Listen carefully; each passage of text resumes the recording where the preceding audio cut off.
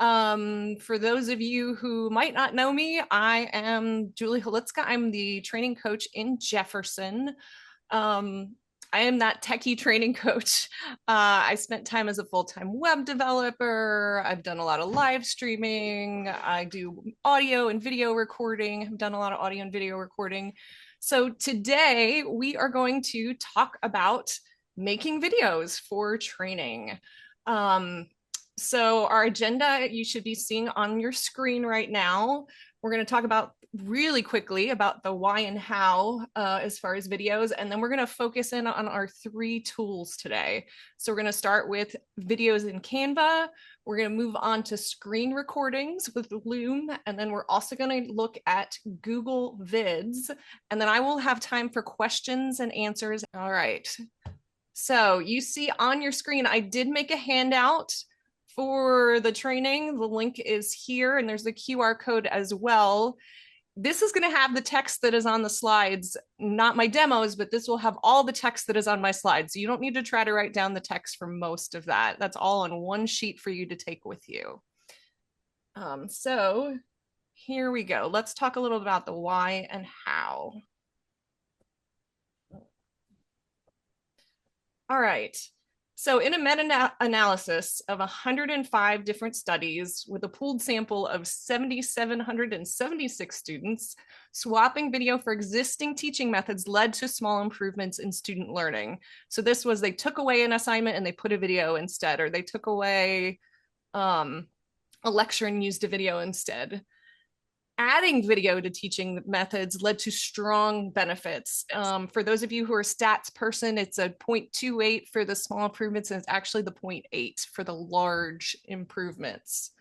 Led to large improvements. Now, this doesn't mean you should just video record a live training and post the video. Knowledge dumps are knowledge dumps, no matter what type of training you are doing, and are not good learning experiences for participants. So how do you make a good video for a training? What are the elements of creating good video? All right, let's go to our next slide. All right, so unmute or type in the chat. What do you think these images represent?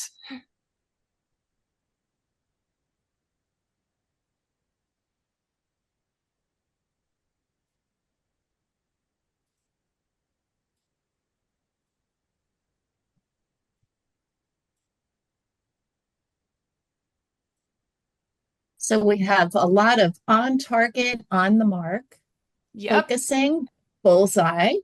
Just a small change can make for a successful presentation. Small, on point, a little off the mark, short on target. Yep, on target, on point, small targets. Yep, you guys got it. It's keep your videos brief. That's what the short is. You don't want to post a 40-minute video of a lecture. You want to post short snippets, and you want to keep them focused on your topic, right on target. The next principle here. What do you think these 3 images represent? You can unmute or type in chat. Interactive.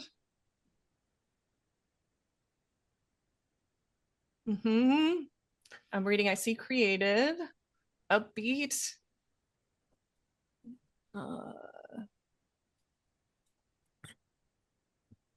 Make sure sound is good, use multiple outlets, creative. What do videos have that text doesn't?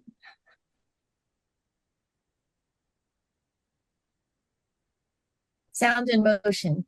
Sound and motion and visuals, right? Sound and visuals. Now that last, what do you think that heart puzzle piece means? That one's a little tricky.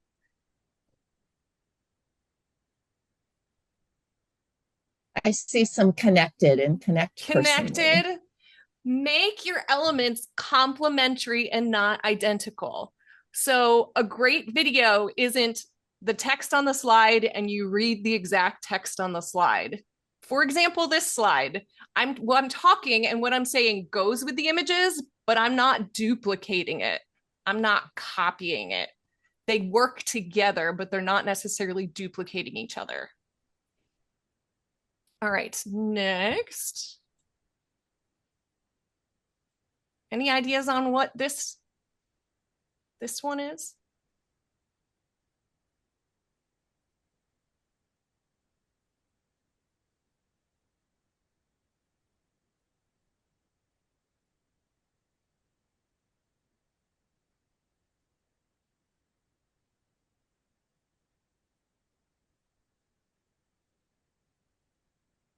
Don't overthink it. It's a traffic what?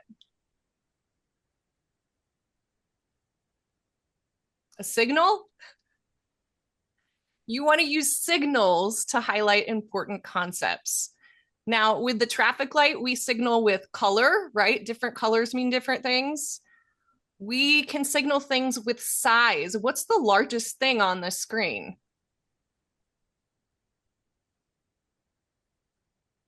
The traffic signal's center, and it's probably got the brightest color and it's larger than other things. So size and color and position can signal your audience on what they should focus on a slide. All right. Two more quick principles. What do you think this one is?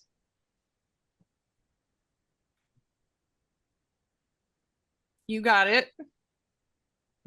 Good job. Yeah.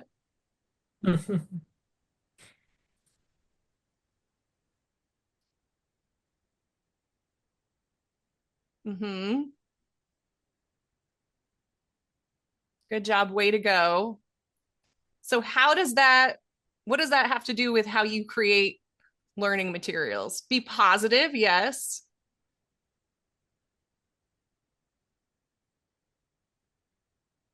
Well, here's an example. I'm talking to you right now and I'm looking at you. Or I can talk to you this way and use more tone of voice and be enthusiastic and positive. So when you are sharing information, be more conversational. Talk to your audience. That not only increases engagement, it probably will increase the psychological safety that your participants feel, and they're going to be more willing to ask questions and come to you with concerns. Okay. And then the last principle here, any ideas on this one?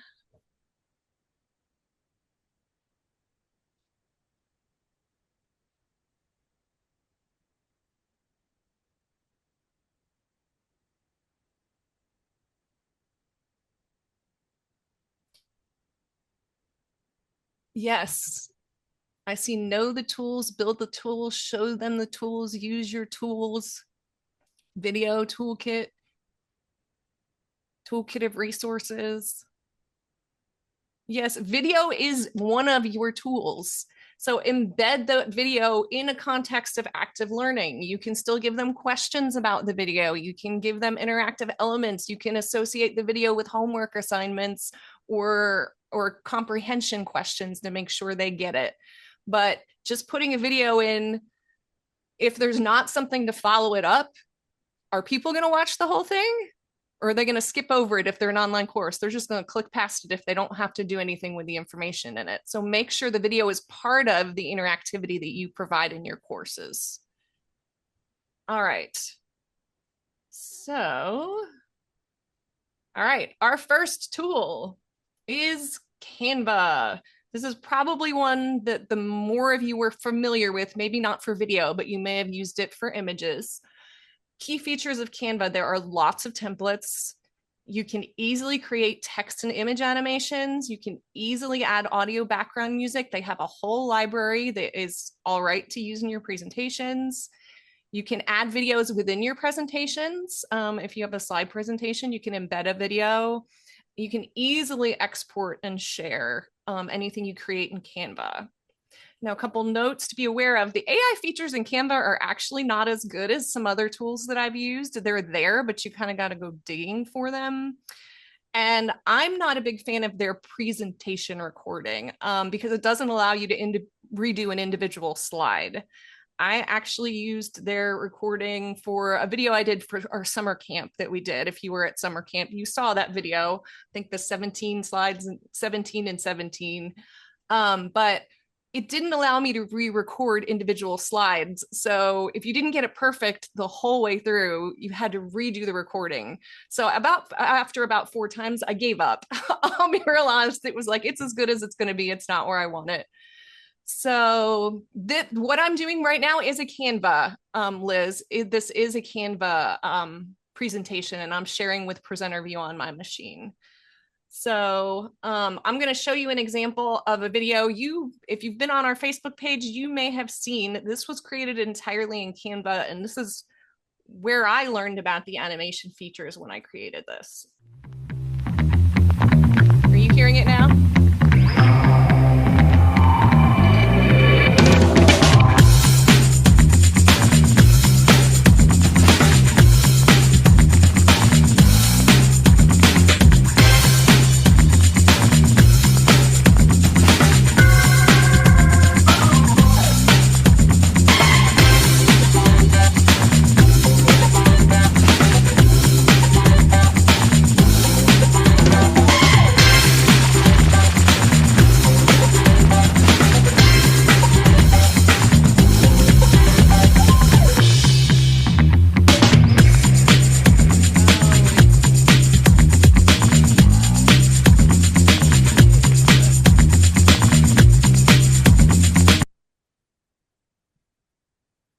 All right.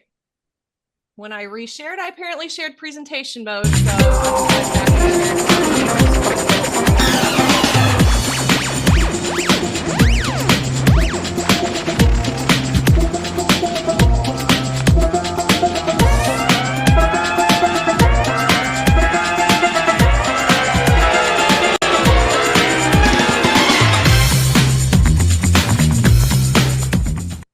Okay. So that video only took me about under an hour to create, maybe, because of how easy Canva is to use. So I am going to switch over. There are 2 Julies on your list. So you'll see me. I'm going to turn off my audio and video here and switch over to my laptop to do this demo. What you see here is the actual file from where I created this image. I've got it kind of expanded so you're seeing the bottom. Each of the elements you can click on, and you see it says the animation tumble. If I click this, you can see there's all different animations that you can choose from. So if you click on any image, you can pick the animation used. Animate has 3 options, both, on enter, or on exit. So do you want it to animate when it shows up or when it goes away, or both? Okay. You can, so there's add-on effects to that, and you can appear on click, means it won't automatically happen when you go to the slide. You can set an order that things appear, so they don't all appear at once. So what comes in first, second, third? Does that make sense? Okay, so let me go to the first slide. Let me make this. So here, so you can do it with text effects. So you've got your regular things, but if you, let's see, it's also got things like the typewriter. You saw it was coming in like it was typing. They have ascend, which is rise from the bottom, shift, and you literally just click on the item and choose your effects. And then you choose when you want that effect to happen. Now that's text. You can do the same with images. So here is my robot man that I used for a lot of the AI. So you look, it can appear on click, same kind of thing. It can fade in when it comes in, and on entrance or exit, and these are all different animations. And then you mouse over, it'll show you those animations. Julie, is this the free version of Canva? I am in the educator account. So you can request an educator account from Canva, and the educator account is free.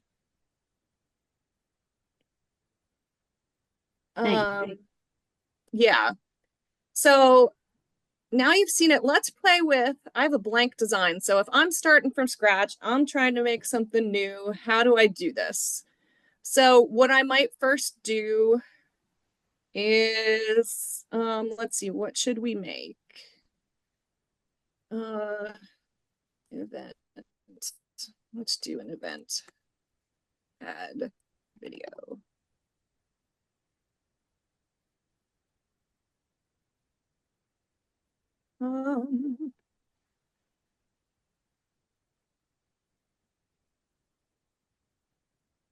Let's just pick, that's even just a presentation, but just to show you how to do it from scratch. So here, I just picked a random template and I'm on this image. Now, if I want to animate this and make it come in, I'm going to click animate. And then I'm going to decide how I want it to come in. Do I want it to happen at the same time as the rest of the slide? Then I don't need to click anything. If I want to have to click to make it show up or to give it an order, then there's just this toggle button. And let's have it, what do we like? Ooh, not a fan of pop. Maybe. Yeah, some of them you might not want to use if they are super fast blinky, as that can cause seizures for epileptics. So I would go more subtle with your animations. So let's just do a fade. And then let's click on text. And we've done typewriter. How about merge? Oh, that was neat with the 2 lines. So let's just click merge. Now let me go and click present and see what this actually looks like.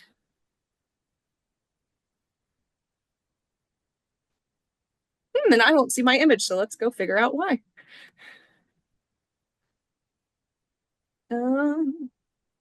Maybe I didn't click. Let's turn it off and have it automatically come in.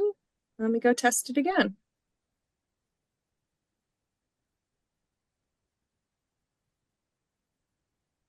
So, and basically you can just go through and do that. Now, if I wanted to add sound to this, how do I add sound?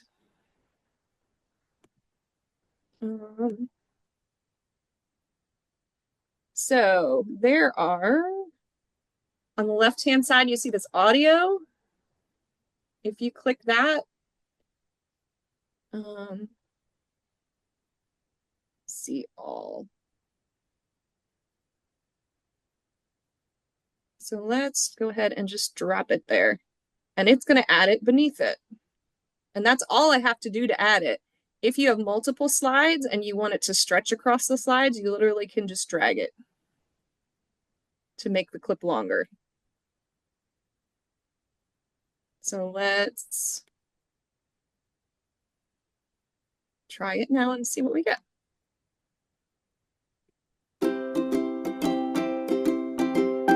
Okay. Oh, so that image faded out, but not in. Let's check our image settings. It says both.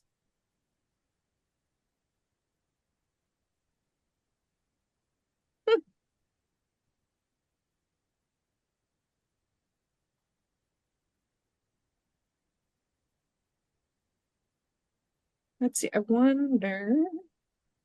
The other thing you can do, which I think is really neat, you see this beat sync button? When you click your audio, if you click beat sync, it will actually adjust the length of slides to go with the music. So it changes where it makes sense.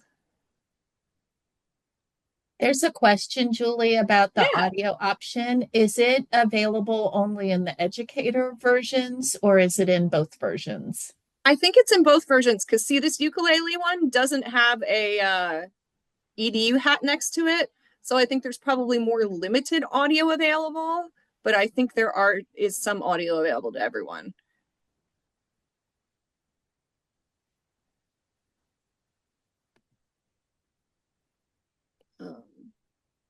And you would also have the option of importing your own audio as well. You can import your own images and audio and video to add to your Canvas. Does anybody have any questions about Canva and using Canva? So really, to make a full-length video, it would just be going slide by slide and adding your animations to the items that you want to have animate. Our next tool that we are going to talk about is Loom. Loom is a screen recording program, and it's one that I use a lot for assignment feedback, for welcome videos, and I have used it to record video with slides. The Adventures in AI videos that were within that independent study, I actually did record with Loom. Key features, it allows you to record yourself. It allows you to do all the editing online, not in some program you have to download. And it lets you trim it and split it and cut out the pieces maybe you don't like really easily and really quickly. It will auto transcript, which is nice for people who may need to be able to read it versus listen. All right, let me play this, just the beginning of it real briefly.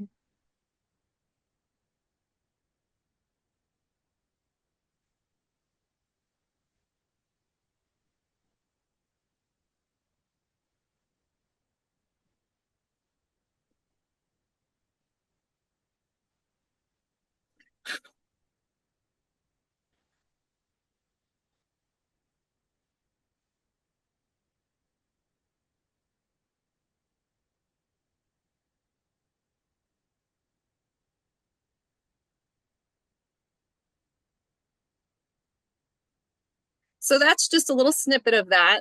So is everybody seeing now? You can see on the right-hand side, edit and transcript. Okay. So the transcript, you can click to edit. As I was saying, Halitska, I can't spell Halitska. You can capitalize things that need to stand out.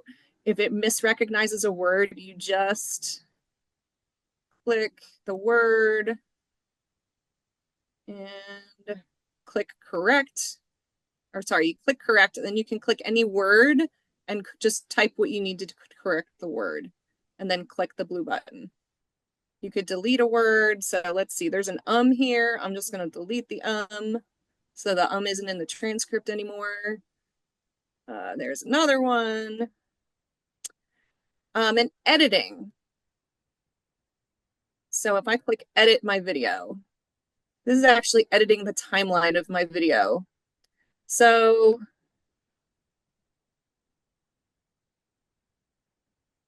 it'll show you where you're at in the transcript. And say I wanted to delete, and see where I was playing with slicing it earlier.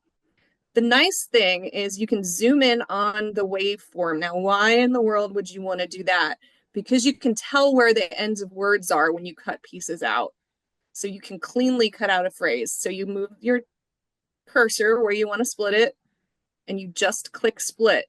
So that's the start or the end, and then you move it to, say, the next point you wanted to cut. You hit split.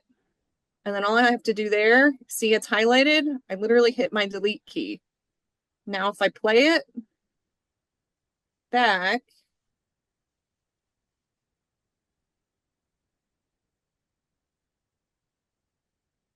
it's skipped. So it's also non-destructive. So if you accidentally delete something and decide you need to go back, that's not deleted. It is just there for you. So you could go back and put it in. So you really can't mess up your original source. And then when you're done, you click finish. And it'll tell you how long your video is. Which, if you look at this transcript, if I typed all of this out in an email, how much is that to read for someone? That's a lot. Versus in 3 minutes, I can watch a video and get the same information. So there tends to be a much higher engagement in, oh, I'll watch a quick video rather than I'm going to read all this text. So again, like I said, I've used it for welcome videos. I've used it for walkthroughs of how to search TRIS for a training. I have used it to record video lectures because you could share your screen with a PowerPoint. You can share a document you're grading if you're giving feedback on an assignment and send that person the feedback that way instead of getting a red pen out and marking all over it. The added advantage with that as well is that someone can see your face and hear your tone of voice and understand the heart behind the feedback you're giving. Because sometimes without context, people might take things more harshly or than you mean them. And you can smile and be, the way your tone of voice will come across in video in ways that it doesn't in just text. Does anyone have any questions about Loom? All right. So this last thing that I am sharing is Google Vids. Now this is new out.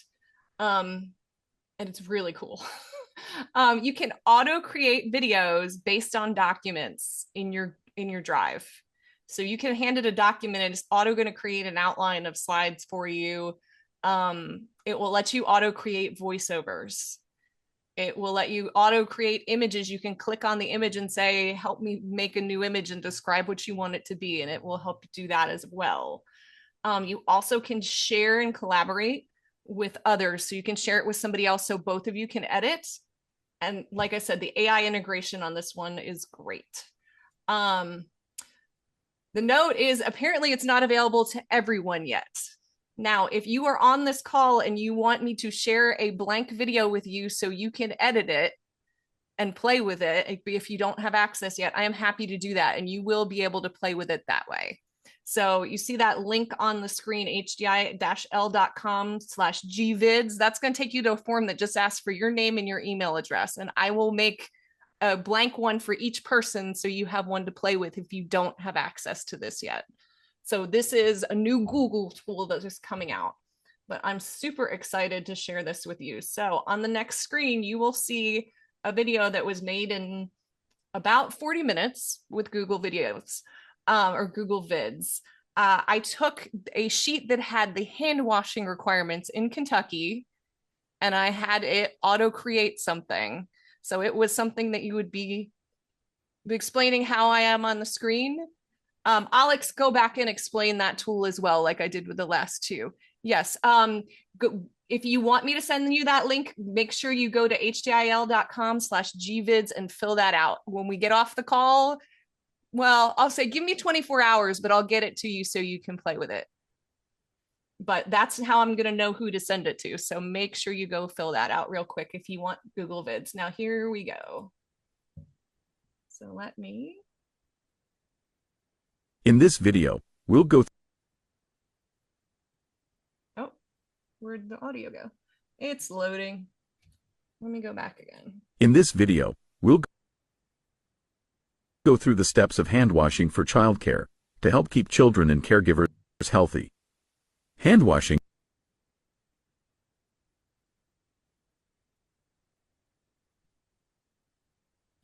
All right.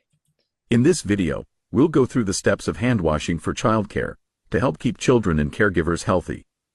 Hand washing is one of the most important things we can do to prevent the spread of germs and keep children healthy. By washing your hands properly and frequently, you can help prevent the spread of illnesses such as colds, flu, and diarrhea.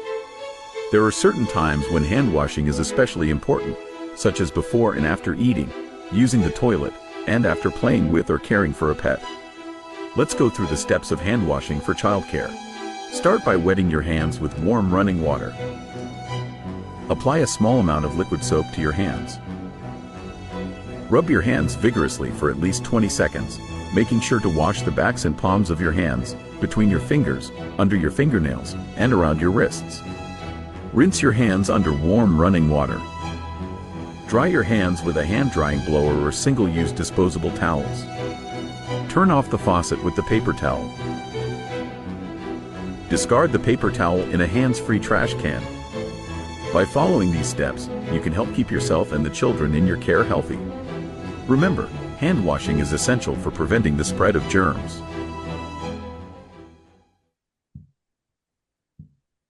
Like I said, I made that very quickly. I was super impressed. So let me switch back and I will show you Google Vids.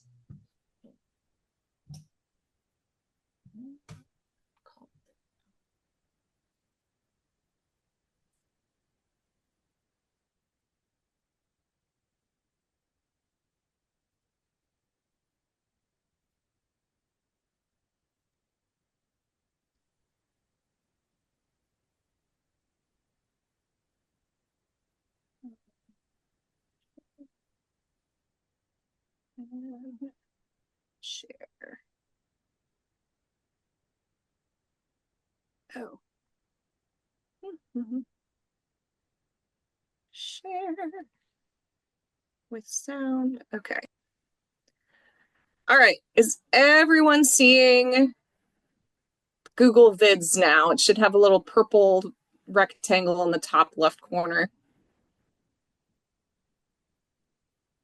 Okay. Is that a yes? I'm seeing the screen with the when to wash hands and then the timing on the bottom. I don't know if I'm seeing the rectangle. Is it just the purple bar? It's just the icon. Yeah, that's all. Sorry. All right, so when to wash hands. So this is the video that it created. I was flabbergasted when I did this with some of the things that you can do in Google videos. It's really cool. First of all, so it created the whole script for the voiceover. You can create your own and type it here, type your script, or it will generate it for you if you point it at a document, and I'll show you that in a minute. And then literally all you do is click this button here to generate the voiceover, and you can pick what tone you want, and it's different voices for each tone. So the voice you select makes a difference in how viewers will respond to your video. That's it should fit your video's purpose. But there's also the voice you select makes a difference in how viewers will respond. Different voices, and you can the voice you select makes a difference in how. That was pitched a little higher than the professional, so you can select what voice you want, and literally then you have it generate and you insert into timeline, and it adds it to that slide, and that's it. It was that easy. For any of the images, you can click the image, and there's this playback options, format options. Let me close the scripts here. Now if I right click, you can replace video and help me create an image. And I say I didn't want hand washing steps. So I don't know why I would do this, but steps into a building. Sure, I think that would be a better image. Not really, but it gives us something to play with here. I want it wide, and I want it photography style, and I'm going to click create. Bringing your vision to life, this could take about 20 seconds. So you'll wait a minute, and then underneath here, it's going to pop up with some options.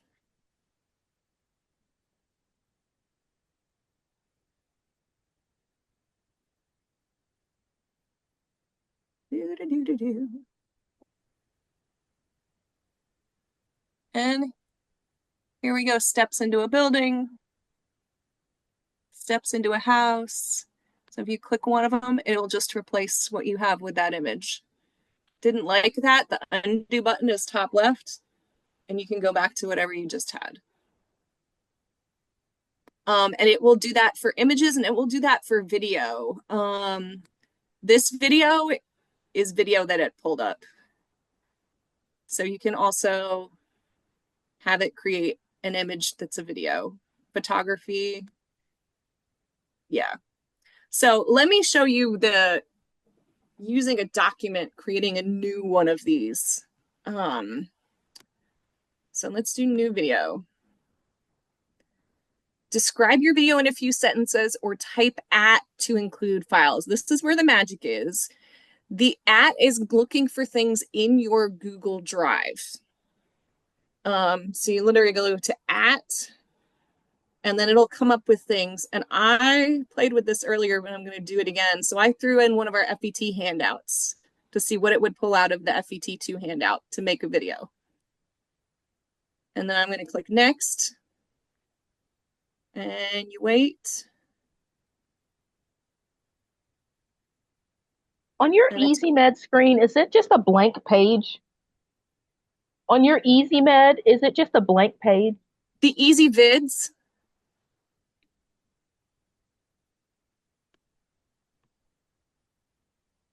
My EasyVids, just the page if I go to vidsgoogle.com.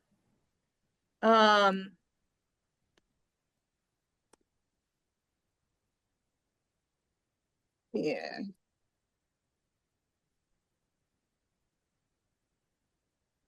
It redirects to my Google Docs, so it starts here.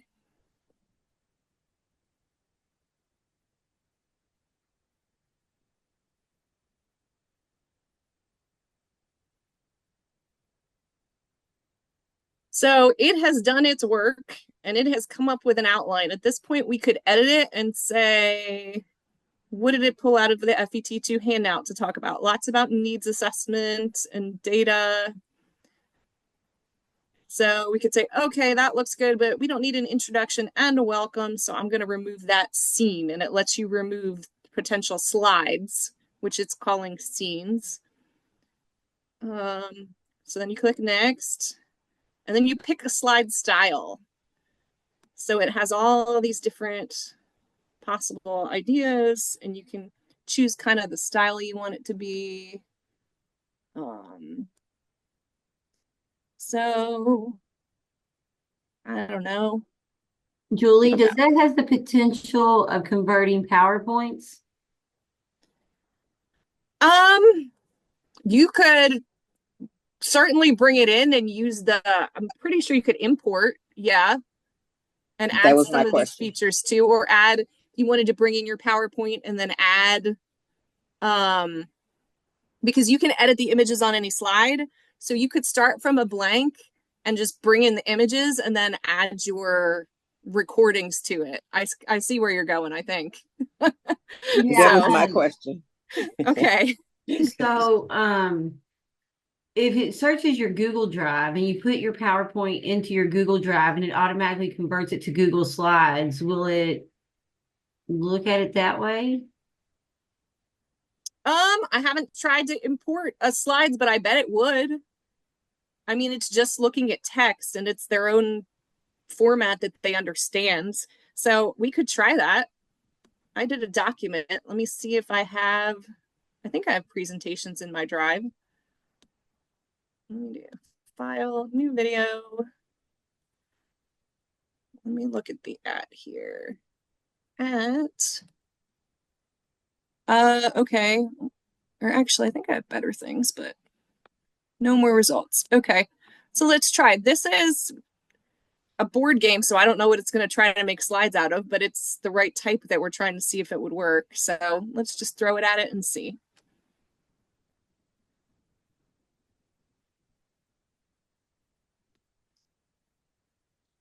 Oh, okay.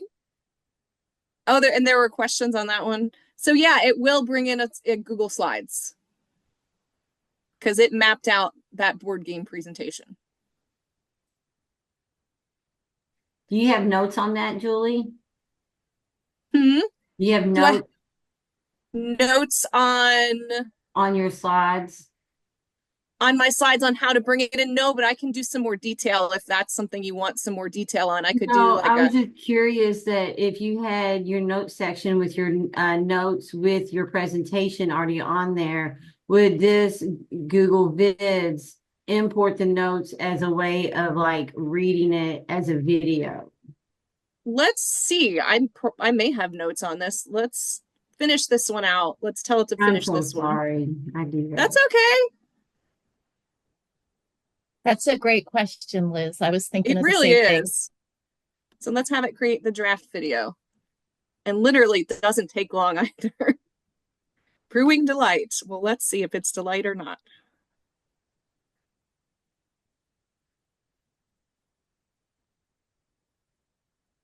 Sprinkling in magic, adding pixie dust.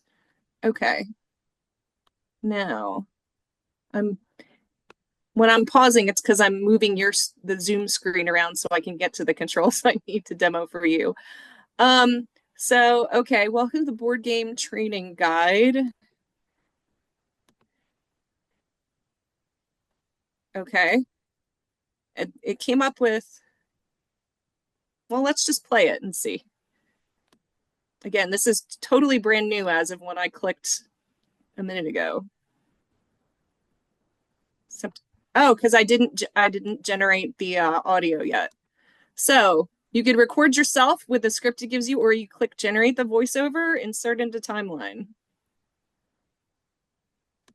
And then generate the voiceover, insert into timeline. Okay, and that one was longer, so I would drag my slide until the slide and that are about the same length. Now let me go back to the beginning and play that. Welcome to the Board Game Training Guide, where learning and fun collide. This board game is designed to provide an interactive and engaging way for individuals to learn and reinforce essential training concepts. And you can switch out the audio. I know that was the same sound. I don't want to create an image. Can you give me a different?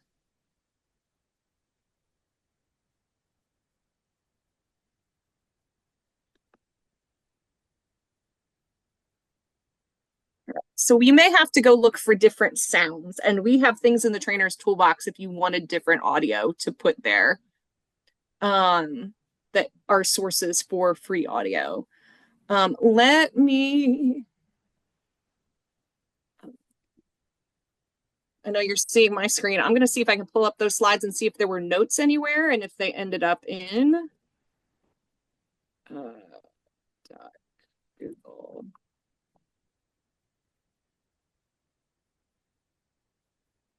Okay, so I think this is the one it used, which I remember doing this trainer connection, and we played this board game. So I'm not sure if I have speaker notes in anything or not. I don't think I have speaker notes in that one.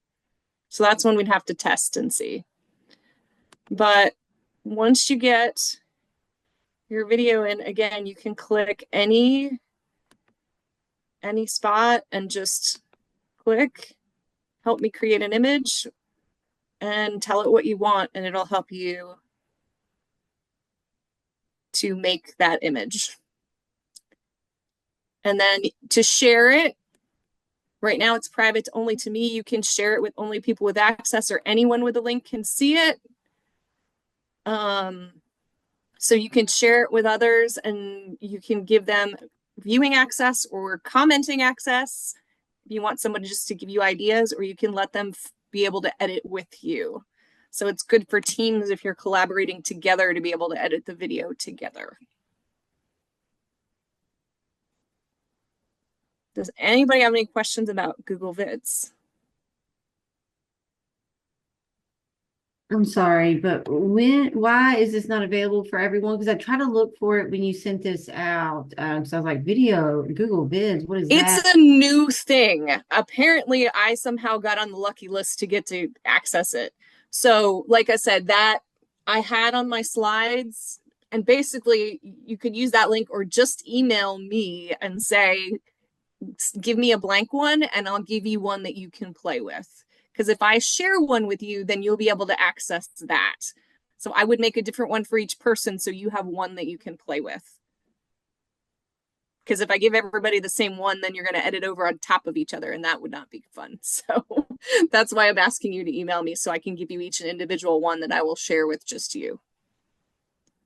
But it is a brand new thing. It must be just in beta, and somehow I got on the list. I did not realize that till I was on a call with Dawn, who many of you know Dawn, who used to be a training coach, and was showing her, and she's like, I don't have access to that. And I was like, really? I didn't know I was a lucky one. Okay. But I can share it with you so you would be able to use it.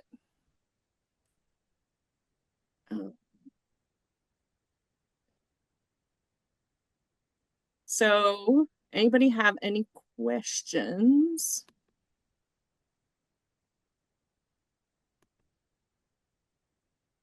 I had some questions you sent in before. I think rather than switching back, I'm just going to pull them up on my other monitor here. Voiceover quality, writing scripts versus just following slides. Writing scripts is better. It's depending upon what you're using. You don't want to ramble. And obviously, even at the beginning of that FET video, I was a little bit rambly. That was a quick one that I did that I sent out to my participants. But having at least planned, even if you outline and you talk from an outline, you're going to have better quality audio with your video if you think through it before you speak. Best choices for background music. There are several that are on the Trainer's Toolbox. If you don't have the Trainer's Toolbox links, we can get that to you guys. But there are several different sources of audio that you can use for free for background music on the Toolbox. Preferred LMS for trainings. I don't know if the person who asks that is here. It's really what you want to use and you're comfortable with. And we had a whole course that Dawn and I worked on, 380, that really went through intro to online training and how to put together an online course. So that really, if you want to know more about that, you can get a hold of me or look at that course. Trainer's Toolbox, we can get the link for that, sure. How do you incorporate these into meetings, workshops, and discussions? So think about paces with that. Like, where could you use video? You could use it in the opening of your training as part of your welcome. To activate prior knowledge, I could see videos of what not to do or what happens when you don't follow these principles to get people thinking about why they might want to learn whatever you're teaching. Content, obviously, you can share content this way. In the exercises section of the training plan, you could give student feedback with Loom, or have students give feedback to each other. And summary section, obviously, you could do key points to remember in a video that you show at the end of your training. How to stitch in video for virtual training. I think we've covered that. And the easier way of doing things is really pick the tools that are the most useful to you and learn that tool or two. You don't need to know how to use every tool under the sun. Like, if you already make videos great with Zoom and you don't need more than that, then don't learn another tool. But say if you're grading student assignments a lot and it would really save you time to talk through it instead of write it out, or to give feedback verbally instead of written, then maybe you want to look at Loom as your first tool. If you do a lot of online training and you don't want to be the one talking all the time and you want to script when Google Vids is available, you might want to use Google Vids. So think about which tool is going to be the most useful to you. Don't try to learn everything all at once. Pick one tool and get really good at it for whatever makes sense for your purposes. Julie, Ruth had a Canva question, which was, if you're editing, I think if I understand the question, and Ruth, jump in if I've got it wrong. But she said, if you have a PowerPoint, can you put it in there to continue to edit? Yes. In fact, what's great about Canva is any document you get, even if it's just a PDF that's flattened, once you upload it, it will break it into its component parts so you can rearrange it. So maybe you have a flyer about something that you need to turn into a graphic for social media to advertise it. You can actually drop it in and move it around and resize pieces and export it. Canva is great that way. But yes, you can take a document that you made in Google Slides or in PowerPoint and drop it into Canva for editing. Thank you. Mm-hmm.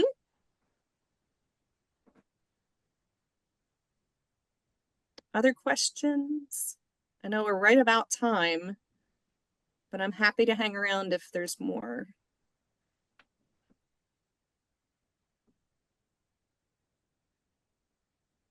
Do you know if Google Vids will have the educator account as well? I think it will be included with education accounts. You need to make sure if you have an educator account that your institution allows you access to Google Vids. Some institutions are limiting access to things that have AI access. So you may need to use a personal account versus your institution. Okay, thank you.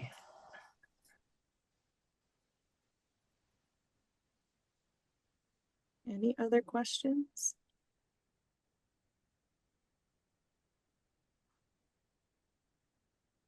Well, if not, that's all I have, but I'm going to hang around. So if you have more questions, feel free to hang around. I hope this was helpful and gave you some ideas.